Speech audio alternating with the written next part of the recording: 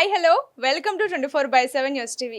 ఈ రోజు మనతో పాటు బీజేపీ లీడర్ ప్రేమ్ గాంధీ గారు ఉన్నారు. నమస్తే సార్. నమస్కారం సార్, బాగున్నారా? సార్, ఫస్ట్ చెప్పండి, మహాకుంభమేళా ఏర్పాట్లపై మోడీ ఫెయిల్ అయ్యారని అంటున్నారు. లైక్ తొక్కిసలాట కానీ, అగ్ని ప్రమాదాలు కానీ, యాక్సిడెంట్లు కానీ, రీసెంట్గా జరిగిన యాక్సిడెంట్లు కానీ, దీనికి మీరు ఏం చెప్తారు? ఇక దుర్మార్గమైనటువంటి మాటలు. నిజంగా కూడా నలుగురు మన ఇంట్లో వస్తేనే ఇట్లా ఉంది. 144 సంవత్సరాలకు వచ్చేటువంటి కుంభమేళ, 150 కోట్లు ఉన్నటువంటి భారతదేశ జనాభాలో సుమారు 40 కోట్ల మంది అక్కడికి వచ్చినప్పుడు చిన్నగా అక్కడక్కడ జరిగేటువంటి తప్పు దాంట్లో ఏం లేదు. మన ఇంటి దగ్గరనే ఇలా హైదరాబాద్లో చూసుకుందాం, సాయంత్రం 6 కాగానే ఆఫీస్ నుంచి ఇంటికి పోవాలంటే 3 గంటలు ట్రాఫిక్ జామ్ అవుతుంది. ఎంత ఉన్న రోజువారీగా అలాగే కోట్లాది మంది ఆడికి వచ్చినప్పుడు ఆ కాస్త ట్రాఫిక్ జామ్ వల్ల తప్పలేదు. కావాలని దుష్ప్రచారం తప్ప ఏమాత్రం లేదు. ఇవాళ కుంభమేళని ప్రపంచంలో అనేక మంది ప్రముఖులు కూడా వచ్చి ఆ పుణ్యస్నానం చేస్తూ ఉన్నారు. దాన్ని అవహేళన చేసినట్టు మాట్లాడేటువంటిది రాజకీయ నాయకులు, దాంట్లో ఏమాత్రం లేదు. 100కు 100% అక్కడ ఉన్నటువంటి ప్రభుత్వం, యోగి ఆదిత్యనాథ్ సంపూర్ణమైనటువంటి ఆడ ఏర్పాట్లు చేశారు.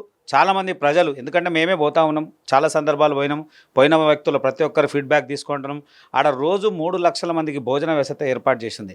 1,50,000 టాయిలెట్స్ ఏర్పాటు చేసి ఉన్నాయి. అలాగే 8 లక్షల మంది సరిపోయేటువంటి ప్రత్యేకంగా టెంట్లు ఏర్పాటు చేస్తున్నాయి. ఏమాత్రం ఇది లేదు. కొంత స్వల్పంగా అక్కడక్కడ జరగడం సర్వసాధారణం. అంతమంది ఉన్నప్పుడు కొన్ని చిన్న చిన్న పొరపాట్లు జరుగుతుంటాయి తప్ప దాన్ని ప్రభుత్వ పొరపాటుగా మోడీకి వర్ణించాల్సిన అవసరం లేదమ్మా. ఓకే, ఇప్పుడు ఆలయ అర్చకుడిపై దాడి, ఒక హిందువై ఉండి రామరాజ్యం సంస్థ పేరు పెట్టుకొని అసలు అతను ఎవరు, కొత్తగా ఈ తెరపైకి రావడం ఏంది, దాడులు చేయించడం ఏంది, అసలు దీని వెనుక ఎవరైనా ఉన్నారా, ఈ కోణం చెప్పండి. ముందుగా వీరరాఘవరెడ్డిని సీరియస్గా మేము కూడా వార్నింగ్ ఇస్తాము. అతను సామాన్యుడు కాదని కూడా అంటున్నారు. అయ్యో, 100కు 100% సామాన్యుడు. 2 కాళ్ళే ఉన్నాయి, 10 కాళ్ళు లేవు, 6 చేతులు లేవు, 2 చేతులు ఉన్నాయి. మానవ మాత్రుడే. ఉన్మాదంతో చేస్తున్నావు, అది తీవ్రంగా ఖండిస్తున్నాం. నువ్వు ఒక్కడవేనా ఏదో రామరాజ్యం కోసం? ఎంతోమంది సనాతన భక్తులు ఎంతోమంది ఉన్నారు. సనాతన ధర్మం కోసం సంవత్సరాల నుంచి పనిచేస్తున్న వ్యక్తులు ఎన్నో ఉన్నాయి. భారతీయ జనతా పార్టీ, ఆర్ఎస్ఎస్ కన్నా నీకు బలమైనటువంటి శక్తి ఏదో నలుగురు మూకల్ని కలుపుకొని ఏదో మధ్యతరగతి పేదవాడిని డబ్బు ఆశ చూపి, ఏదైతే మధ్యతరగతి పేదవాడిని డబ్బు ఆశ చూపి వాళ్ళని ఏదో ధర్మం వైపు తీసుకువచ్చేటువంటి ప్రయత్నం చేయకుండా ఉన్మాదమైనటువంటి రంగు నూపి వాళ్ళని మీరు అసలు నిజంగా చెప్పాలనుకుంటే ఒక ఉన్మాదిగా, మతోన్మాదిగా పనిచేస్తుంటే దాన్ని మేము తీవ్రంగా ఖండిస్తున్నాం. వెంటనే వీరరాఘవరెడ్డికి ఉన్నటువంటి అనుచరులు కానీ వాళ్ళందరూ కూడా ఇది తీవ్రంగా మేము ఖండిస్తున్నాం. నిజంగా మీరు చేయాలి అని అనుకుంటే సామాజిక కార్యక్రమాలు, ధార్మికమైనటువంటి కార్యక్రమాలు, రామరాజ్యం కోసం మీరు నిర్మించినటువంటి అనేకమైనటువంటి కార్యక్రమం చేయాలి. ఇలా అయోధ్యల దేవాలయం కోసం చట్టాన్ని ఎట్లయితే ఆ రోజుల్లో ఉన్నటువంటి ఇవాళ దగ్గర 40-50 సంవత్సరాల నుంచి పోరాడి రామాలయం నిర్మించినాం. నీ లెక్క దౌర్జన్యాలు చేసినామా? తప్పు అది. దాన్ని మేము తీవ్రంగా ఖండిస్తూ ఉన్నాం. ఓకే, ఇప్పుడు ఢిల్లీలో బీజేపీ గెలిచింది. ఇప్పుడు ఢిల్లీ ఆయన అరవింద్ కేజ్రీవాల్ పంజాబ్ ఎమ్మెల్యేలతోని భేటీ అవ్వడం, దీని వెనుక అసలు కారణం ఏంటి?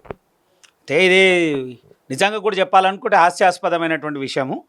అయితే ఏదేమని ఉండని ఆయన ఓడిపోయినటువంటి భ్రమలో ఉన్నాడు. ఓడిపోయినటువంటి బాధలో ఎవరిని కలుస్తున్నాడు, ఎందుకు కలుస్తున్నాడో ఆయనకే తెలియదు.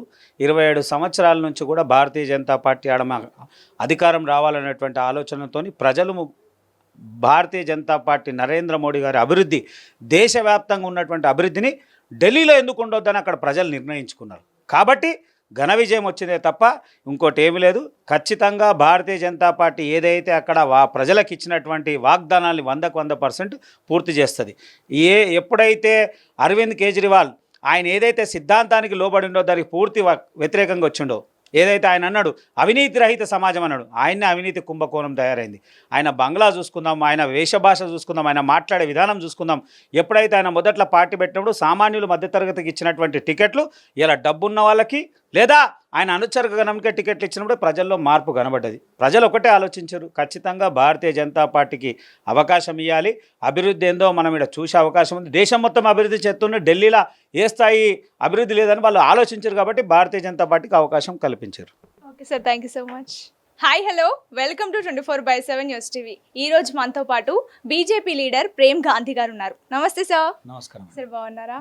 సార్, ఫస్ట్ చెప్పండి, మహాకుంభమేళా ఏర్పాట్లపై మోడీ ఫెయిల్ అయ్యారని అంటున్నారు. లైక్ తొక్కిసలాట కానీ, అగ్ని ప్రమాదాలు కానీ, యాక్సిడెంట్లు కానీ, రీసెంట్గా జరిగిన యాక్సిడెంట్లు కానీ, దీనికి మీరు ఏం చెప్తారు? ఇక దుర్మార్గమైనటువంటి మాటలు. నిజంగా కూడా నలుగురు మన ఇంట్లో వస్తేనే ఇట్లా ఉంది. 144 సంవత్సరాలకు వచ్చేటువంటి కుంభమేళ, 150 కోట్లు ఉన్నటువంటి భారతదేశ జనాభాలో సుమారు 40 కోట్ల మంది అక్కడికి వచ్చినప్పుడు చిన్నగా అక్కడక్కడ జరిగేటువంటి తప్పు దాంట్లో ఏం లేదు. మన ఇంటి దగ్గరనే ఇలా హైదరాబాద్లో చూసుకుందాం, సాయంత్రం 6 కాగానే ఆఫీస్ నుంచి ఇంటికి పోవాలంటే 3 గంటలు ట్రాఫిక్ జామ్ అవుతుంది. ఎంత ఉన్న రోజువారీగా. అలాగే కోట్లాది మంది ఆడికి వచ్చినప్పుడు ఆ కాస్త ట్రాఫిక్ జామ్ వల్ల తప్పలేదు. కావాలని దుష్ప్రచారం తప్ప ఏమాత్రం లేదు. ఇవాళ కుంభమేళని ప్రపంచంలో ఉంటే అనేక మంది ప్రముఖులు కూడా వచ్చి ఆ పుణ్యస్నానం చేస్తూ ఉన్నారు. దాన్ని అవహేళన చేసినట్టు మాట్లాడేటువంటిది రాజకీయ నాయకులు, దాంట్లో ఏమాత్రం లేదు. 100కు 100% అక్కడ ఉన్నటువంటి ప్రభుత్వం, యోగి ఆదిత్యనాథ్ సంపూర్ణమైనటువంటి ఆడ ఏర్పాట్లు చేసిర్రు. చాలామంది ప్రజలు, ఎందుకంటే మేమే పోతా ఉన్నాం, చాలా సందర్భాలు పోయిన వ్యక్తులు ప్రతి ఒక్కరు ఫీడ్బ్యాక్ తీసుకుంటున్నాం. ఆడ రోజు 3 లక్షల మందికి భోజన వ్యవస్థ ఏర్పాటు చేసింది. 1,50,000 టాయిలెట్స్ ఏర్పాటు చేసి ఉన్నాయి. అలాగే 8 లక్షల మంది సరిపోయేటువంటి ప్రత్యేకంగా టెంట్లు ఏర్పాటు చేస్తున్నాయి. ఏమాత్రం ఇది లేదు. కొంత స్వల్పంగా అక్కడక్కడ జరగడం సర్వసాధారణం. అంతమంది ఉన్నప్పుడు కొన్ని చిన్న చిన్న పొరపాట్లు జరుగుతుంటాయి తప్ప దాన్ని ప్రభుత్వ పొరపాటుగా మోడీకి వర్ణించాల్సిన అవసరం లేదమ్మా. ఓకే, ఇప్పుడు ఆలయ అర్చకుడిపై దాడి, ఒక హిందువై ఉండి రామరాజ్యం సంస్థ పేరు పెట్టుకొని అసలు అతను ఎవరు, కొత్తగా ఈ తెరపైకి రావడం ఏంది, దాడులు చేయించడం ఏంది, అసలు దీని వెనుక ఎవరైనా ఉన్నారా, ఈ కోణం చెప్పండి.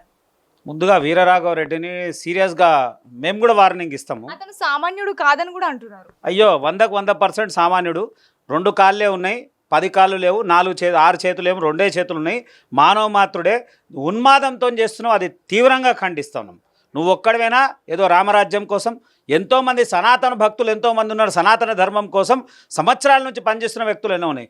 భారతీయ జనతా పార్టీ ఆర్ఎస్ఎస్ కన్నా నీకు బలమైనటువంటి శక్తి ఏదో నలుగురు మూకల్ని కలుపుకొని ఏదో మధ్యతరగతి పేదవాడిని డబ్బు ఆశ చూపి, ఏదైతే మధ్యతరగతి పేదవాడిని డబ్బు ఆశ చూపి వాళ్ళని ఏదో ధర్మం వైపు తీసుకువచ్చేటువంటి ప్రయత్నం చేయకుండా ఉన్మాదమైనటువంటి రంగు నూపి వాళ్ళని మీరు అసలు నిజంగా చెప్పాలనుకుంటే ఒక ఉన్మాదిగా, మతోన్మాదిగా పనిచేస్తుంటే దాన్ని మేము తీవ్రంగా ఖండిస్తున్నాం.